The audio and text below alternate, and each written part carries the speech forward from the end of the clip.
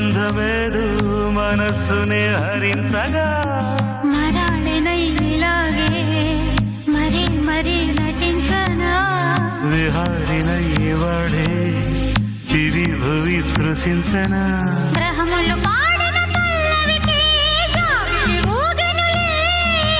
కొమ్మలు తాకి